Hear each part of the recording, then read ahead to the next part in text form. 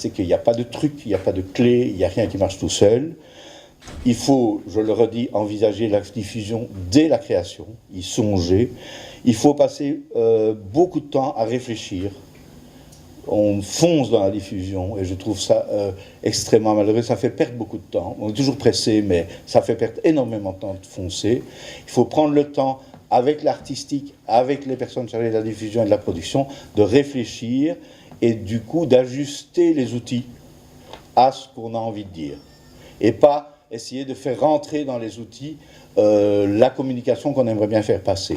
Ça prend du temps, mais il faut. Et c'est pas toujours facile parce que souvent la diffusion se trouve à devoir faire son travail quand l'artistique est en création et dit laisse-moi tranquille, j'ai pas le temps de m'occuper de ça maintenant. Or, on ne peut pas y échapper. Je pense on doit arrêter. On ne peut plus entendre pour moi je crée.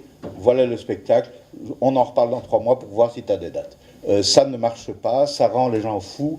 Il y a trop de chargés de diffusion qui s'arrêtent au bout de 3-4 ans parce que dans ce système-là, ça ne peut pas marcher. C'est pas amusant, c'est pas intéressant et ça rend le travail impossible. Donc ça, ajuster, réfléchir, ajuster les outils, avoir une stratégie. Qu'est-ce qu'on fait, qui est-ce qu'on contacte, à quel moment on s'arrête de courir toujours derrière un pot qui ne bouge quand même pas, qui on a vraiment envie d'avoir, etc.